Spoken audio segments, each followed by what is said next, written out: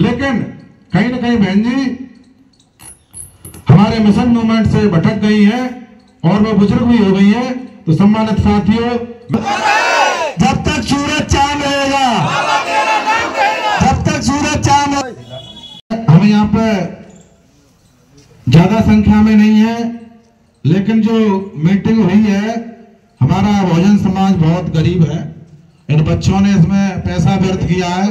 तो सम्मानित साथियों में एक ही आपसे संकल्प लेना चाहूंगा कि आप यहाँ से एक संकल्प लेके जाएं कि हमारे समाज में जो कुरीतियां चल रही हैं, सबसे पहले तो उन्हें खत्म करें, क्योंकि हमारे समाज के पास पैसा नहीं है। अभी बड़े भैया ने बताया था कि हमारे लोग करौली पे जा रहे हैं।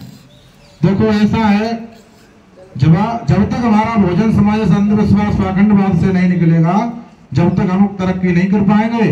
और हमारा बहुजन समाज ऐसा आसन बैठा है कि हमारी कोई मदद करने आएगा, ऐसा संभव नहीं है, ऐसा संभव नहीं है। क्योंकि परम पूज्य बाबा साहब आए थे, वो भी अपनी अलग जगह के चले गए। फिर उसके बाद माननीय काशीराम साहब आए थे, वो भी राजनीतिक चेतना जगा के चले गए। उसके बाद हमारी माननीय बहन जी ने हमारा बीड़ा उठाया। उसके बाद माननीय बहन जी अपने मिशन से भटक गए, मैं इस बात को दावे से कह सकता हूँ। क्योंकि जो माननीय काशीराम साहब का जो मिशन था, ऐसे करके वो पेन दिखाते थे। वो पेन दिखाने का मतलब ये था कि 85% लोगों पर 15% लोग राज कर रहे हैं। ये मानवर काशीराम साहब की विचारधारा थी। उस विचारधारा से बहुजन समाज पार्टी दूर दूर तक नजर नहीं आ रही है, क्योंकि उन्होंने अपनी पार्टी में ठाकुर पंडित बनिया को सभी को शामिल कर लिया है। तो ये मिशन वहीं पे पूरा टूट गया। और जो वाम सेव की विचारधारा थी, वाम सेव को माननीय बहन जी ने बिल्कुल दूर कर दिया। तो साथियों, अब अच्छा लगता था बहन जी का शासन था, हमने बीएसपी वोट दिया हाथी पे, लेकिन कहीं ना कहीं बहन जी हमारे मिशन मूवमेंट से भटक गई है और वो बुजुर्ग भी हो गई है। तो सम्मानित साथियों, मैं आपसे एक और अपील करूंगा कि आपने एक नाम तो सुना होगा, भीम आर्मी भारत एकता मिशन। भीम आर्मी भारत एकता मिशन 21 अगस्त 2015 को ये संगठन बना। तो इस संगठन ने पूरे देश में काम किया। काम क्या किया कि जहां भी कोई अन्य अत्याचार होता था, उसमें अपनी आवाज दमदारी से उठाने का काम करते थे। क्योंकि भोजनों की आवाज दबाने का काम बीजेपी एंड आरएसएस और भी मनवादी लोग करते रहते थे। तो माननीय एडवोकेट बड़े भाई चंद्रशेखर आजाद जी के नेतृत्व में भीम आर्मी भारत एकता मिशन का गठन हुआ और पूरे देश में भीम आर्मी संगठन बना। और भीम आर्मी ने जगह जगह जहां भी अन्य अत्याचार होते थे, वहां जाकर अपनी बात रखी और उन लोगों को न्याय दिलाने का काम किया।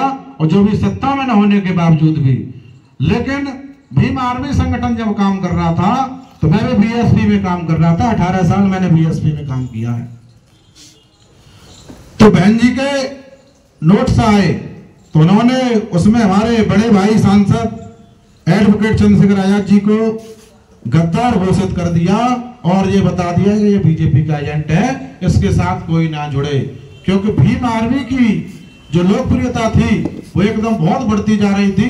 बहन जी को ये लगने लगा था कि हो सकता है हमारा साम्राज्य चला जाए। तो उन्होंने चंद्रशेखर भाई को गद्दार साबित कर दिया। और चंद्रशेखर भाई जब जेल में थे, उन्होंने इतना संघर्ष झेला, इतनी लाठियां खाई पुलिस की, लेकिन बहन जी ने अपने समाज का होने के नाते एक ट्वीट तक नहीं किया। क्योंकि उनको लगने लगा था कि चंद्रशेखर भाई एक ऐसा आग है कि आने वाले समय में हमारे बहुजन समाज को एक कर देगा, हमारा राजपाट चला जाएगा। तो साथियों, चंद्रशेखर भाई जब जेल से छूटे, जेल से छूटने के बाद में उन्होंने अपने मन में विचार किया, क्योंकि जब मुझे बहन जी ने गद्दार साबित कर ही दिया है, तो सबसे पहले चंद्रशेखर भाई ने अपने घर से बहुजन समाज पार्टी का झंडा उतारा और 2020 में 15 मार्च 2020 को आजाद समाज पार्टी का गठन किया। अब सम्मानित साथियों, आप विचार करें, माननीय बहन जी अगर भीम आर्मी को अपने संगठन में शामिल कर लेती तो आज हम कितनी मजबूताई में होते। क्योंकि भीम आर्मी के अंदर आप देख रहे हैं 90-95% युवा वर्ग है। जय हिंद सर। बहुत जी को भैया जगह दे खुशी हमारे बीच में हमारे बहुत ही सम्मान के योग्य मिक सिंह गौर जी आ चुके, मैं उनसे निवेदन करूंगा मंच पे अपना स्थान ग्रहण करें। सम्मानित साथियों, तुम्हारे बड़े भाई एडवोकेट चंद्रशेखर आजाद जी 2020 में आजाद समाज पार्टी काशीराम का गठन किया और उसके बाद में उन्होंने पहला चुनाव उत्तर प्रदेश के मुख्यमंत्री योगी आदित्यनाथ जी के सामने चुनाव लड़ा गोरखपुर में। हालांकि वह जीत नहीं हो पाई, लेकिन कहीं न कहीं वो घमासान मचा दिया था कि भीम आर्मी बहुत तगड़ी है और वो बेईमानी से बाबा जीत गया। साथियों, उसके बाद में हम 2024 में सांसदीय का चुनाव लड़े, तो पूरे उत्तर प्रदेश में 2 सीटों पर चुनाव लड़ी आजाद समाज पार्टी। उसमें नगीना की जो सीट थी उससे बड़े भाई एडवोकेट चंद्रशेखर आजाद 1.5 लाख वोटों से जीते। इतनी तादाद में हमारे देश के प्रधानमंत्री नहीं जीते, और वो भी तब जीते, एक तरफ एनडीए का गठबंधन, एक तरफ इंडिया का गठबंधन, वो आदमी अकेला से 1.5 लाख वोटों से जीता, क्योंकि उस आदमी में संघर्ष करने की क्षमता है, लोगों ने देखा है। तो सम्मानित साथियों, आज अगर समाज पर कहीं भी अन्याय अत्याचार होता है तो मैं कैसे भी करके मालूम पड़ जाए भीम आर्मी को, तो भीम आर्मी के लोग पुलिस से पहले पहुंच जाते हैं, और पुलिस से पहले पहुंचने के बाद में शासन प्रशासन की नींद हराम कर देते हैं।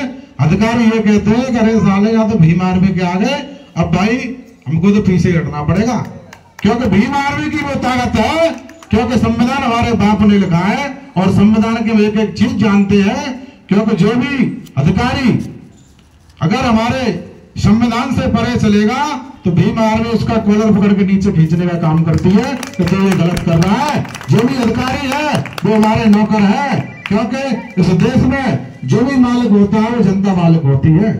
जनता के अधिकारों पर डाका डाला जाएगा, वह भीम आर्मी कंधे से कंधा मिलाकर खड़ी रहेगी और उस लड़ाई में भरपूर संघर्ष के साथ लड़ाई लड़ेगी और समाज को हक अधिकार दिलाने का काम करेगी। तो सम्मानित साथियों, यहाँ पे देखो, मेरा ही पास में गांव है नगला उलसा रेला, हमने देखा है कि टेढ़ी बगिया नाराज में अपना गढ़ रहा है, लेकिन जिस माध्यम से भीड़ में देख रहा हूँ उस माध्यम से थोड़ा हताश हूँ, क्योंकि यह हमारी पूरी बहुजन आबादी है, सभी जाटव लोग हैं।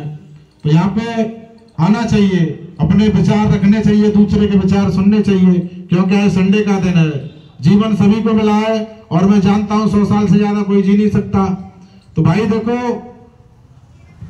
किसी महापुरुष ने कहा है कि जानवर में और इंसान में क्या अंतर है। जानवर में और इंसान में केवल यही अंतर है कि जानवर भी अपने बच्चे पैदा करता है, अपना घर बनाता है, अपना जीवन यापन करता है और अपना पेट भरता है। इंसान भी सारी प्रक्रिया करता है, साथ ही साथ इंसान एक दूसरे की परेशानी भी साझा करता है, उनको समझता है। तो सम्मानित साथियों,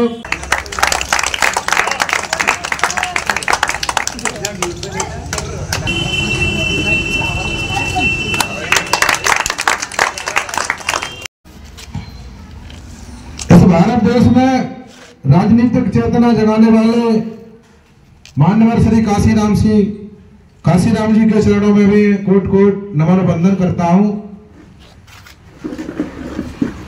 हमारे सामने बैठे सभी बुजुर्ग युवा साथी और बच्चों को भी मैं सादर जय हिंद करता हूं।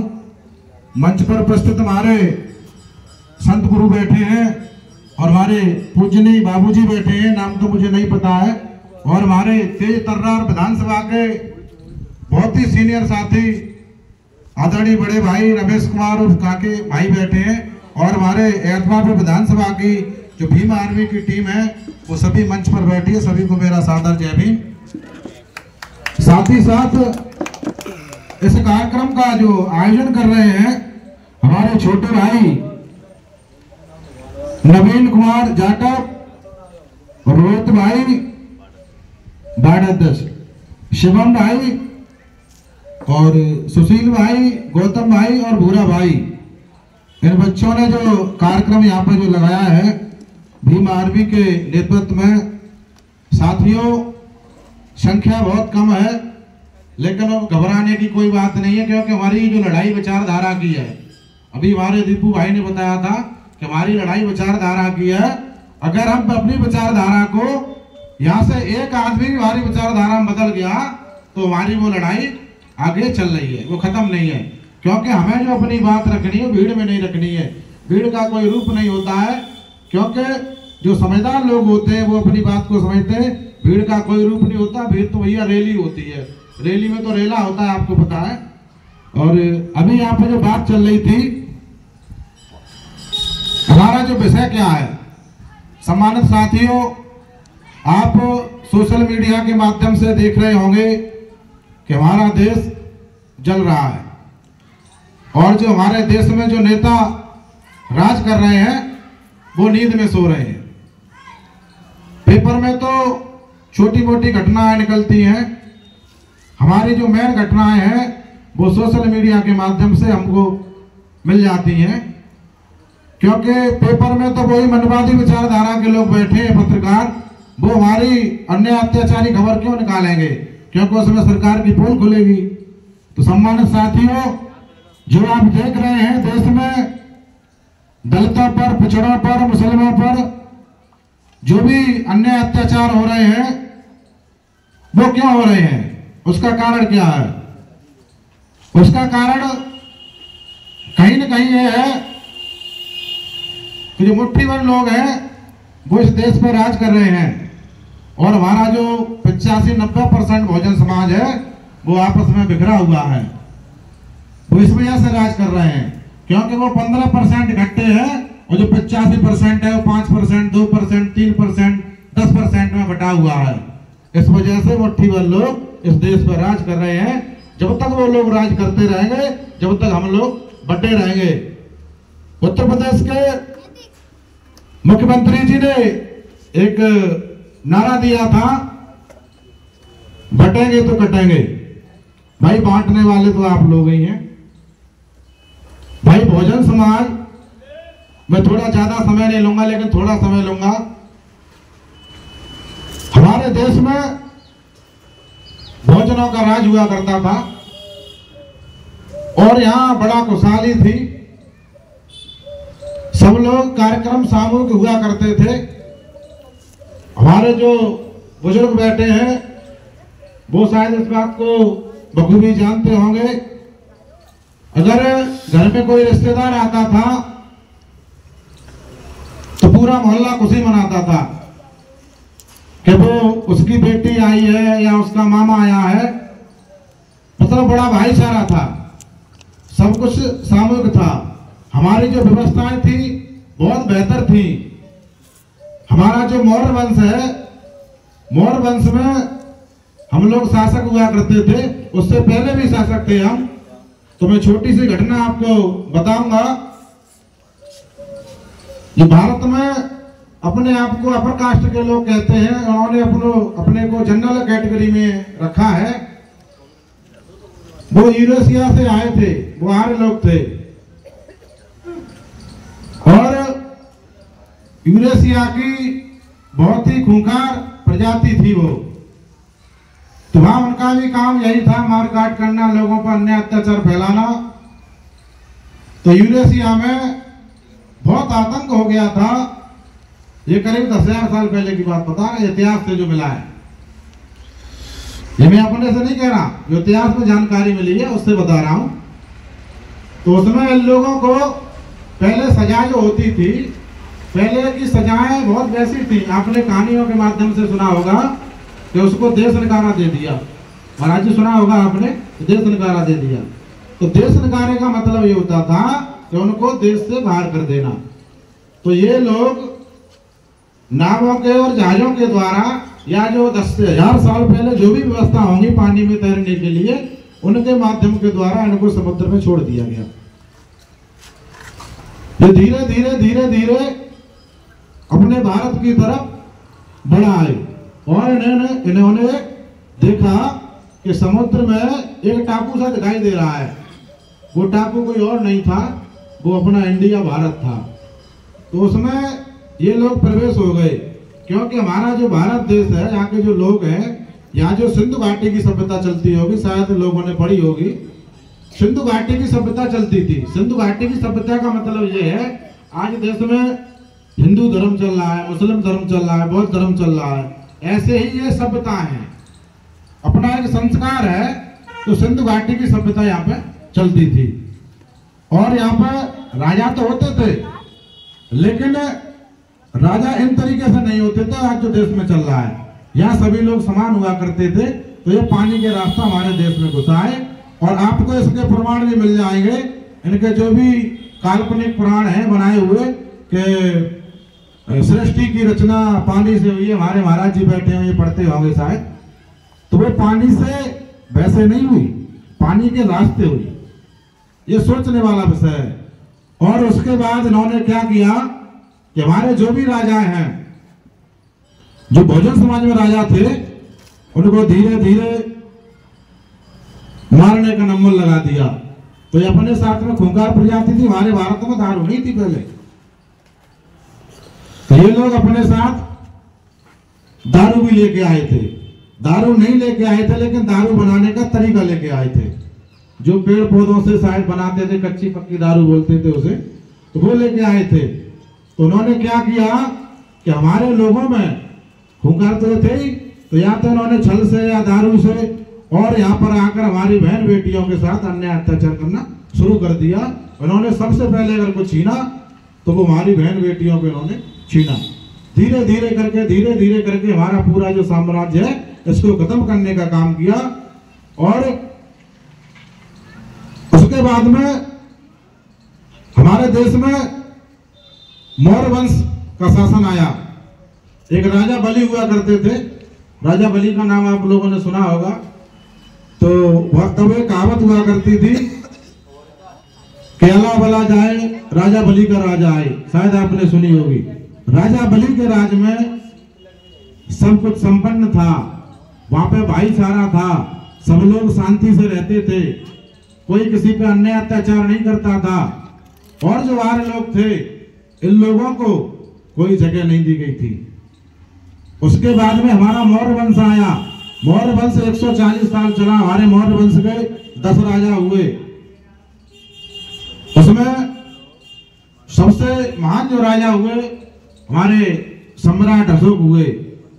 सम्राट अशोक ने इस पूरे भारत पर ही नहीं, लगभग पूरी एशिया पर राज किया, और 39 वर्ष का उनका कार्यकाल रहा।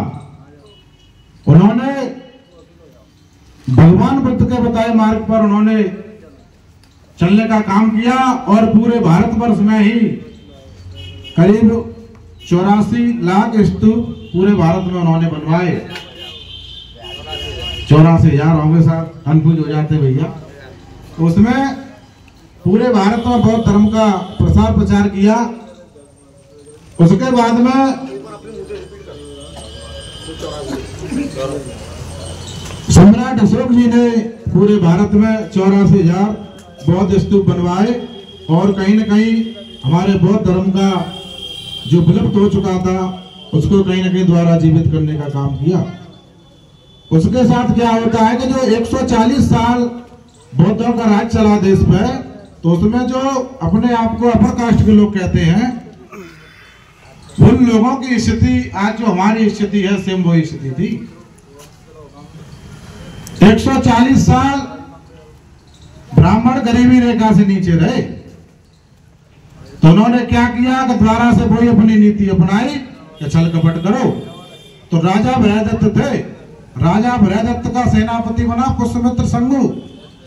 पुष्यमित्र संगु ने राजा भयदत्त को धोखे से मार दिया, और मारने के बाद में स्वयं राजा बन गया। उसने पूरा हमारा जो साम्राज्य था धीरे धीरे खत्म कर दिया।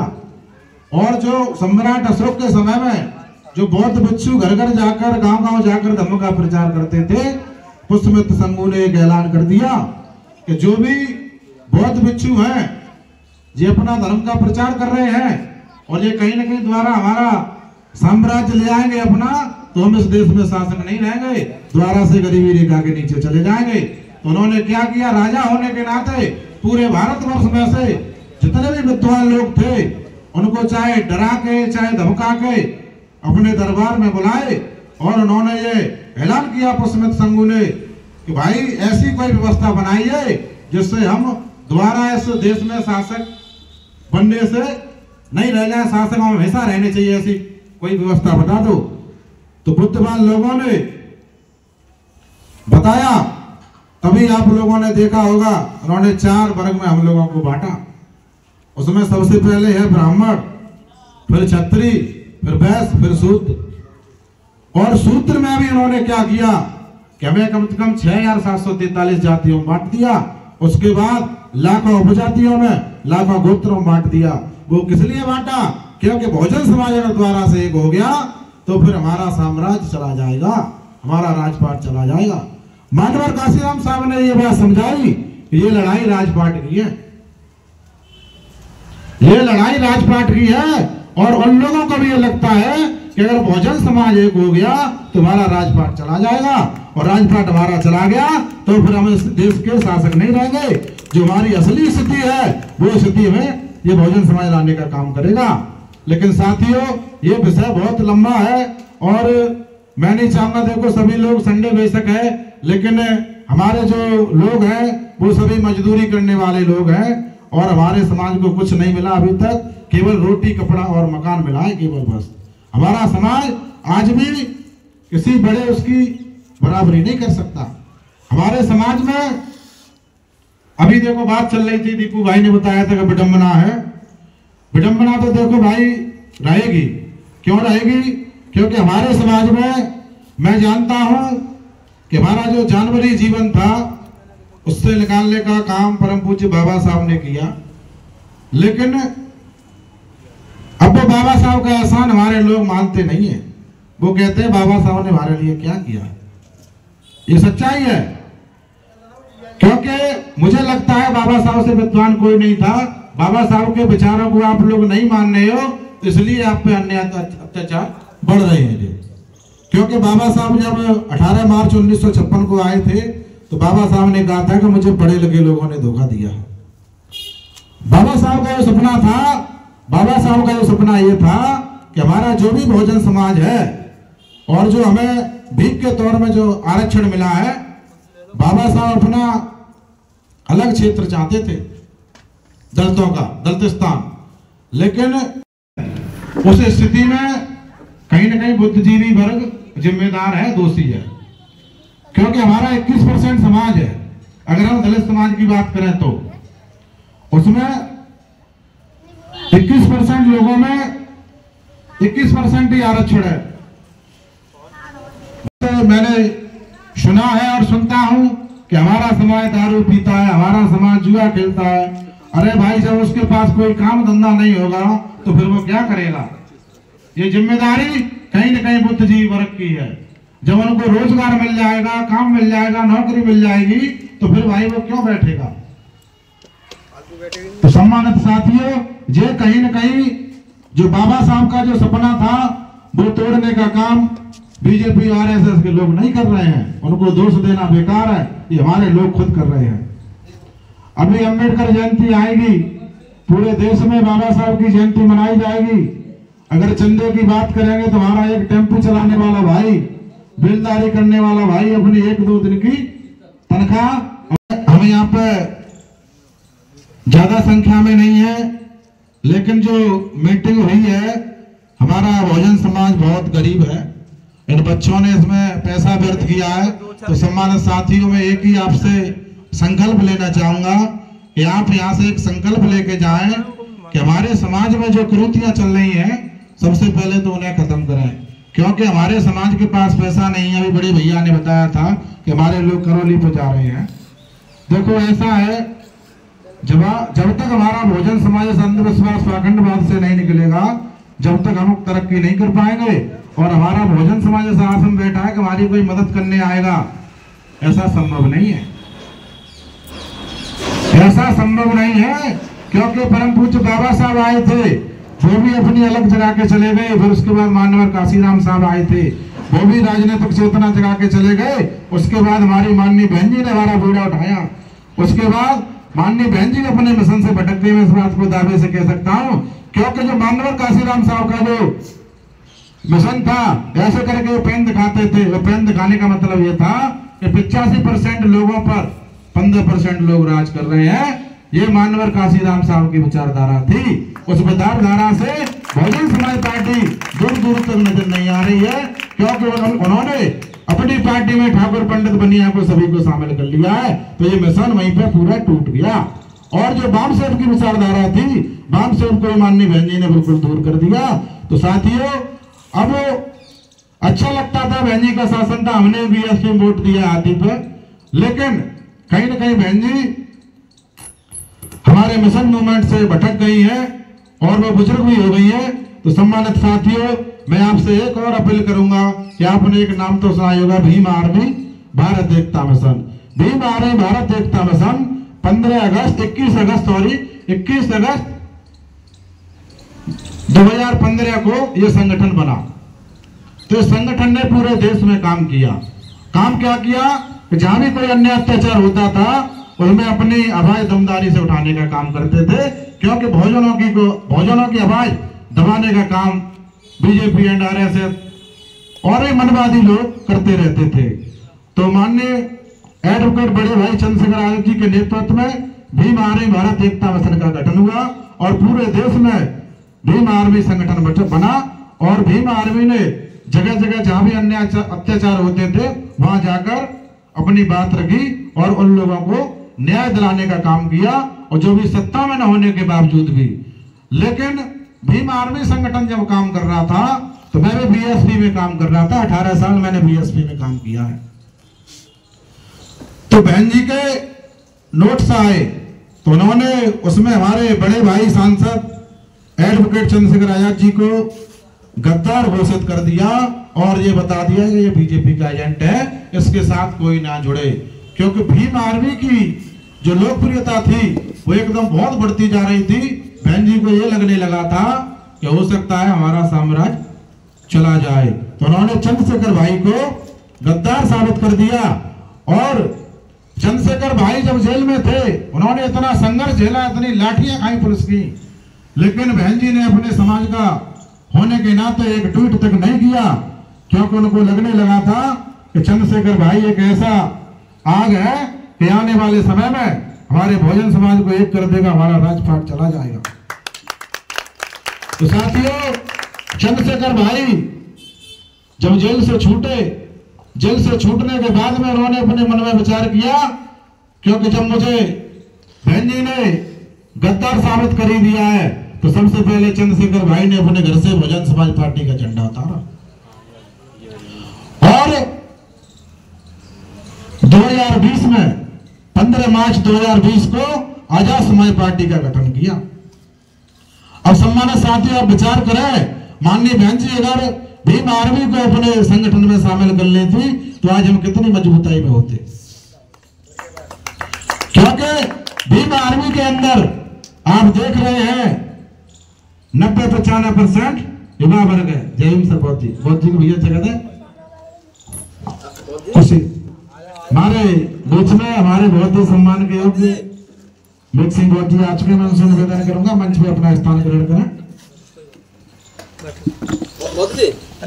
सम्मानित साथियों, तुम्हारे बड़े भाई एडवोकेट चंद्रशेखर आजाद जी 2020 में आजाद समाज पार्टी काशीराम का गठन किया और उसके बाद में उन्होंने पहला चुनाव उत्तर प्रदेश के मुख्यमंत्री योगी आदित्यनाथ जी के सामने चुनाव लड़ा गोरखपुर में।